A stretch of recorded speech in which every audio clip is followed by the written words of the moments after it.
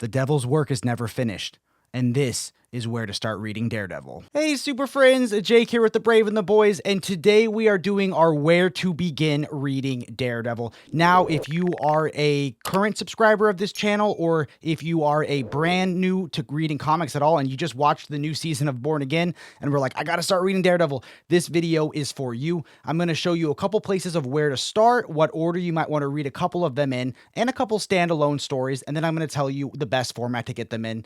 Before we get started though, our Discord is linked down below. We do book clubs and game nights, and I want to give a shout out to Organic Price Books. Our link is down below where you can get some of these awesome Daredevil comics, and stay tuned to the ending because we may be giving away a gift card. Without further ado, this is where to begin reading Daredevil. Up first, you're not allowed to read a single Daredevil comic until you read all three of the 1964 Stan Lee Silver Age Daredevil.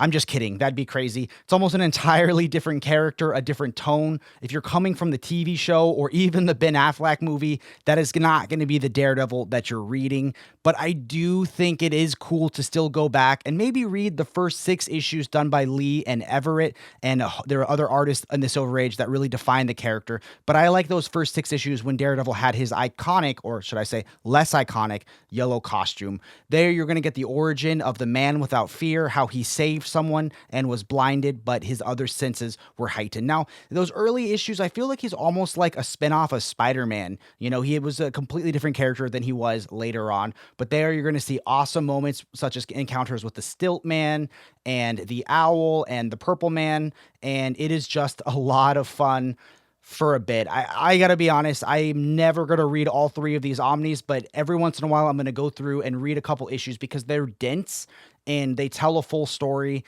and it is not something that you binge. So definitely, if you do want to read those first 6 issues, I think it'll help you get more context when you read future issues on this list, such as Daredevil Yellow or even Mark Waid's run, and it helps you see how drastic of an upgrade Daredevil was when Miller took over. Let's jump into something a little more recent and a lot closer to the Daredevil that you know. Up next is where you probably should actually start reading Daredevil, and that is the Frank Miller Omnibus. Now, there is a Frank Miller Omnibus and a Frank Miller Companion Omnibus, which we'll talk about next, but I do think it's important to start with the standard Miller Omnibus. Now, I gotta say, this is supposed to be like the godfather of comic books. Everybody talks about how groundbreaking it was, how amazing it was, and how it's the best thing they've ever read.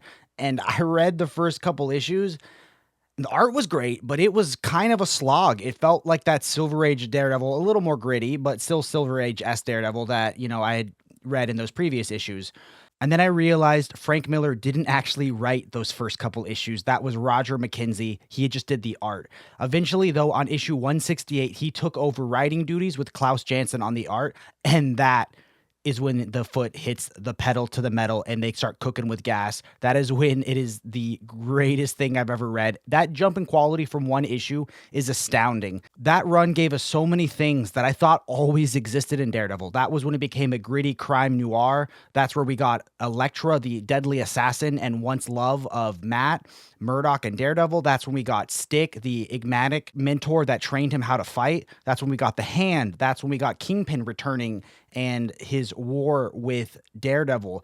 It was the most iconic thing I've ever read, and it was so cool because if you watch the old Ben Affleck movie or the original seasons of Daredevil, you see all of the things they pulled from, and now you got to read where it all came from. It is awesome, it is climactic, and a lot of ninjas get their butts kicked, and it was one of the best things I've ever read until I jumped on to the Companion Omnibus. Now, I do want to say there is a artist edition. It doesn't complete the whole story of Klaus Janson and Frank Miller's Daredevil, but it does have the highlights, including some iconic moments when Bullseye shows his next trick. Let's jump on to the next section. Up next, we have the Frank Miller Companion Omnibus. Now, this might be even better. I think it works great if this is your first Daredevil story, but it also works great if you've read the Miller Omnibus because you get to see the threads he's been weaving from the beginning. There are 2 stories collected in here that are groundbreaking and probably I would say what All-Star Superman is to Superman or Dark Knight Returns is to Batman. These are the 2 quintessential Daredevil storylines. The first one I'm going to focus on is The Man Without Fear, done by Miller and John Romita Jr. Now, the origin of this was that it was originally going to be a script script that was written for a Daredevil movie, and then when it wasn't used, they decided to do it as a revamping of Daredevil's origin story. In this one, you're going to see a lot of the threads that they used for the TV show, such as Stick training Matthew when he's young as opposed to when he's older, and Daredevil's origin where he has that iconic black costume that you see for most of season 1 of Daredevil. The art is amazing. John Romita Jr. was on his A game on this one, and in the issues you get a awesome start to finish Daredevil story that encapsulates his whole origin. Really cool. It's definitely a street level gritty vigilante versus the Silver Age swashbuckling side of Daredevil that we knew before, and it's great as a standalone story. The other main story I want to focus on is probably my favorite Daredevil story I've ever read, and that is Daredevil Born Again, which, yes, that's the name of the new TV show coming out tomorrow. So Daredevil Born Again was done by one of the great duos in comics, Miller and Mazzucchelli. Now, you might remember those names because they are the duo that did Batman Year One, one of the most definitive Batman stories of all time. Born Again isn't going to be an origin story, though. This is a story where Kingpin learns Daredevil's secret identity is Matthew Murdock, and he decides to burn his life to the ground. This is one of the most iconic stories with some of the greatest art I've ever seen. Daredevil gets pushed to the brink of insanity. His house gets blown up, all of his friends turn away, and he questions if he is going insane. You get awesome art. I love the way that Mazzucchelli draws Captain America when the two of them fight Nuke, which was a character you might notice from the Jessica Jones show. But trust me, he's not some sad, wimpy boyfriend like he was in the show. He's way cooler in this. But yeah, David Mazzucchelli's art shines, and guess what? Next week, a artist edition is coming out, and it has the entire story, so you can read it start to finish, just like their Batman Year One. And yes, I already have mine pre-ordered. Let's jump on to the next one. Next up is Daredevil Yellow. Now, Daredevil Yellow was included in a long out-of-print omnibus, but they did include a better version of it. Sadly, after Tim Sale passed away, they came out with a set of gallery editions. This is Daredevil Yellow by Jeph Loeb and Tim Sale. That is a duo that is so profound in comics. They need no introduction. They write some of the most quintessential storylines for the most quintessential characters, and Daredevil Yellow is no exception. Told as a love letter to Karen Page, this is a story that goes back to those first 6 issues that I told you to read. There was a narrative through line. I set the seed, and it tells the stories that you didn't see in those 6 issues and why Daredevil did change his costume from yellow to red. It also deals with Daredevil's grief, as this is after Karen Page has passed away. Daredevil is writing letters to her after she's passed to try to move on and to forgive himself for what has happened. So this is a profoundly touching story with a giant gut punch. This is a profoundly touching story that is definitely a gut punch. Tim Sale's art was on a whole other level. It was done where he created his own kind of ink, and it is just like looking at these amazing ink paintings. The art is amazing, and the use of the color yellow is striking. It stands out. It was really cool because I did read those 6 issues of Daredevil first, and now you get to see all those iconic moments like the Fantastic Four showing up or the introduction of the Purple Man, but done with modern sensibilities, but still paying respect to the Silver Age. And it is definitely a story everyone needs to read. And it's a lot shorter to read 6 issues than a whole omnibus. So like I said, this is going to be a reading order for everybody. If you don't like omnis, that's okay. We got different things on the list. Let's jump on to the next one. Next up is the Marvel Knights omnibus. Why they call it that, I don't know. This is all the Daredevil stories of Marvel Knights. Marvel Knights was a huge publishing initiative that was set to bring these characters to new heights into the modern age, and Daredevil was the beginning of the renaissance of modern Daredevil. So if you ever see comics, all those Silver Age stories, all that Frank Miller, the upcoming Ann Nocenti stuff, that was all Daredevil Volume 1, which means they were numbered from 1 all the way up. Marvel Knights was the beginning of Daredevil Volume 2, which means they restarted the numbering. This happens a lot more nowadays, but this was significant to show people that this was a new jumping on point for new readers. And who did they bring in for the beginning of Marvel Knights was hot indie film director, comic book aficionado, Kevin Smith, and they had superstar legendary 90s artist Joe Quesada. Joe Quesada would go on to become editor-in-chief of Marvel, so this guy is the real deal, and they started with their Guardian Devil storyline. I gotta say, Guardian Devil, weird. You can tell it was written by someone who doesn't normally write comic books. In this storyline, Daredevil saves a young baby, and a woman comes to him, the baby's mother, and says, hey, I know you're Matthew Murdock. She knew everything about him. And she says, this baby is the Messiah, the Savior. He is going to fix the world. Well, that sounds really good. But then someone else goes to Daredevil and knows everything about him and says that's actually the Antichrist and going to bring doom for the world. Daredevil's life starts to unravel. It's almost like he has a giant curse on him. He's at odds with Karen Page and Foggy, and he is basically going insane. Now, I can't tell you anymore, but there are twists and turns where I was like, this story is ridiculous.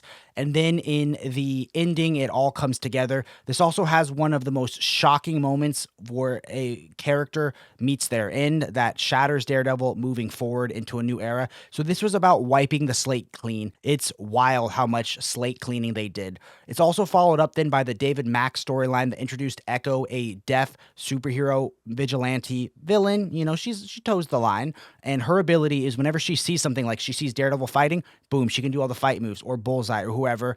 And this is important because Echo has her own TV show. So if you come from the Echo show or from the Hawkeye show, this is where she comes from. So while I say this is kind of super 90s, the art is inconsistent. Sometimes it's amazing. Sometimes I can't stand it. This is definitely important for readers because it issued off the modern age and the modern Daredevil renaissance. Let's jump into that renaissance now. Now, this might go against my current ethos of don't be a encyclopedia reader, which means you don't have to start with Daredevil issue 1 and go all the way to Daredevil issue 500, but this is the one section that I do think you should try to read these ones together. You can start with just Bendis and it's awesome, but you do want to read that before Brubaker, and you can read Brubaker and it's awesome, but you do want to read that before Shadowlands, if you even want to read Shadowlands at all, because we'll get to that. But starting off, we have the 2-volume set done by Bendis and Maleev. Now, this is my very first Daredevil comic I ever read. Alex Maleev is a artist on a whole other level with a hyper-realistic emotional style that just makes this a striking, stunning story. Bendis redefined the character again, and this to me is the pinnacle of Daredevil, and I think you should read it and fall in love with it. So one of the big threads that they tease is that Daredevil's secret identity gets leaked to the press, and there's this huge investigation on is Matthew Murdock Daredevil, which makes it a lot harder to be a vigilante at night and a lawyer during the day. You're also going to get huge moments with the Kingpin possibly being overthrown, and who that new Kingpin is will definitely shock you, all leading to a dramatic cliffhanger that literally your jaw will be on the floor, and I cannot tell you what it is. But that's why it's so important to read Brubaker next. Brubaker's was done with Michael Lark and other artists as well. But that first arc that picks up directly where Bendis's ends is one of the peak Daredevil stories of all time. I can't even tell you the name. I can't even show you one image from it because it is that much of a spoiler. You're also going to see the fate of characters that Bendis introduced, such as Daredevil's current love interest and what happens with her, his relationship with Foggy, the Kingpin, and all that stuff, and Elektra and the Hand. It is wild. Now, the Hand become a ever-present force in Daredevil's life throughout the Brubaker book, all leading into another giant cliffhanger that brings us into the Shadowlands event Omni. Now, I do want to specify this is a event Omni. So for those of you that don't know or who are newer here or maybe are DC fans, Marvel does their event Omnis a little bit different. So the beginning is going to be the Shadowland event where Daredevil, I can't tell you because it's a spoiler and we ruin it, but Daredevil has taken on a position of the head of a new ninja task force, and a lot of crazy supernatural stuff happens, and you have to read it to see what's going on. But the first couple issues is the main event. The rest of the book are all the tie-ins. Now, I'm not going to get into the exact reading order. I have only read the main event, and there's iconic moments such as Daredevil's fight with Ghost Rider. It is wild. You'll see that Daredevil looks a lot different in this. Throughout Kevin Smith's run all the way to the Shadowlands, Daredevil's life has been beat to hell. It gets darker and darker and darker. And Shadowlands, let's just say he's in the darkest place yet. Now, if you miss the fun, optimism, swashbuckling Silver Age, you're not alone. Let's jump into the next one. Next up, we have Daredevil by one of my favorite writers in the business, Mark Waid. Now, this was a run that you are either going to love or honestly hate. If you only like Daredevil when he's dark and brooding and gritty, this might not be the run for you. Mark Waid pulls a lot from the Silver Age Daredevil era, and this was a fun, optimistic story. Now, it is not, I think that's the thing people miss.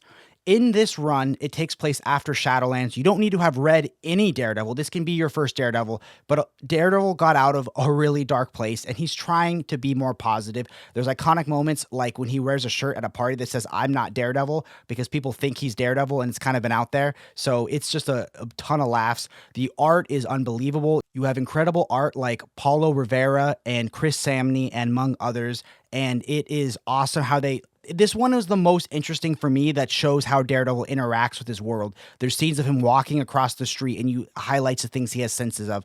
But to me, this was just so much fun to see Daredevil try to be better. Now, the storylines are crazy. There's a storyline where he battles the chilling Ikaru, who's like a dark mirror image of himself. There's a storyline where he steals this computer chip built into a Fantastic Four costume that literally every one of the Marvel bad guys want to get. And I feel like that almost felt like a Venture Bros era thing. And then you have darker, more haunting things, such as dealing with issues of race and systematic inequality, the struggles of a friend dealing with cancer, and someone systematically undoing Matt's life again and again. Who that is will shock you. Now, in the second volume, he decides to pick up and move to San Francisco. So I feel like to see Daredevil outside of Hell's Kitchen was awesome. That storyline's also going to flash forward and show bits and pieces of Daredevil in the future, and even stories that are narrated by his wife that you never meet or his kid. And there's this awesome panel when Daredevil's on a team with the Avengers, and it was a lot of fun. I think you should all read it and check it out for yourself. Next up is the Daredevil run by Charles Soule. Now, I have to be honest, this is probably the most expensive book on this list because it's out of print and the one that ties in the most directly to the show. You would think Marvel would have the foresight to have this in print by the time the show came out. Here's what I'm gonna tell you. Do not pay out of print prices. There's so many Daredevil that is in print you can read, and if you do need to read this storyline, you can read it digitally. Now, this is going to be a stark 180 to where if you go from Mark Waid to this, it's almost confusing because Daredevil is back to New York. Nobody knows he's Daredevil anymore, and his life is completely different, and he's almost like a darker, brooding. There's a joke that Spider-Man makes where he goes, "I've been through a black costume phase also." Every hero needs to go through one, whether you're Invincible, Spider-Man, Superman, or Daredevil. This is Daredevil's turn. But this was a return to the status quo because maybe Mark Waid got a little too out there and weird with it. People wanted their dark, brooding Daredevil back, and this is it. In the beginning, you're going to see Daredevil train a protege named Blind Spot, but no, he can see. He's not blind. His powers of Blind Spot is he invented a suit that can make him turn invisible and be in your blind spot. But you're also going to get iconic moments such as the rise of if Banksy was a serial killer with dark powers named Muse, who is debuting in the Born Again show. So this is the start of Muse, as well as the beginning of Mayor Fisk, which you will see in the Born Again series. So this is when Mayor Fisk takes over New York City and Daredevil's like, what the heck am I going to do? So this is a return to form for Daredevil. One of my favorite arcs wasn't even a action heavy one. It was Daredevil working with Foggy to fight a case at the Supreme Court about superheroes should be allowed to testify in costume and not have to reveal their identity. There's this great panel where it looks like he's fighting the judges through his debating. It's a lot of fun. I will say that this tone doesn't feel as fun and interesting as Waid did because it's a lot more, I think, safe. But there's awesome arcs like the one where they're trying to get someone to Texas to stand trial and the Punisher is getting in their way. So this is a lot of fun. Read it digitally and it will be reprinted someday. I have regretted buying out of print books so many times. Don't do it. Wait for it to get reprinted. Last and not least, we have Zdarsky's amazing groundbreaking run on Daredevil with artist Marco Cicchetto and other artists. This is one of the best places to start Daredevil or to finish your Daredevil readathon. This is going to be a book that challenges Matt and Daredevil on an ethical level and a moral level where Daredevil crosses a line he thought he would never cross. What would he do? What would the man without fear do if he was afraid for his very morality? And it is a groundbreaking storyline. I love the characters that go up against Matt in this book. You get to see what would the Punisher do if Daredevil crossed the line? What would the police do if Daredevil crossed the line?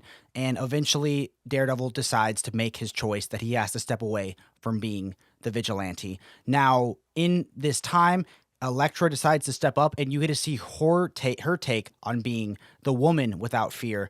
Now, to see her try to learn Daredevil's morality and learn how to be a vigilante instead of a ruthless assassin is awesome, but it all goes to a head to the amazing Devil's Reign arc. Now, you might get confused because you see a Devil's Reign omnibus and you see those two over there. So you don't need to get the Devil's Reign event omnibus unless you want the tie-ins. Again, the beginning will be the original Devil's Reign storyline and the after storyline, and then you'll get the tie-ins like the Winter Soldier. You just need to get the 2 volumes Zdarsky set. Sadly, volume 2 went out of print like 2 weeks after it came out, but never fear, there is a restock coming in a few months and you can pre-order it. It'll be linked down below, but this is one of the best Daredevil runs I've ever read, and you need to read it too. Awesome moments with the Punisher, with the Hand, with Stick, with all the Daredevil characters you love in new ways, and this might be the best Daredevil run of them all. Let's jump into my final thoughts. And that's going to bring this video to a close. I want to thank you all so much for watching the whole video, or skipping to the end for the giveaway, but I want to thank you guys all. This was a lot of fun. Daredevil is my favorite Marvel hero and one of my favorite characters of all, and this was so fun to do, and I hope I helped you find out where you should start reading. I do want to say our Discord are linked down below. There we do book clubs and game nights. And if you do want to subscribe to our Patreon, you can do so for less than $2 a month, and it really helps keep the lights on around here.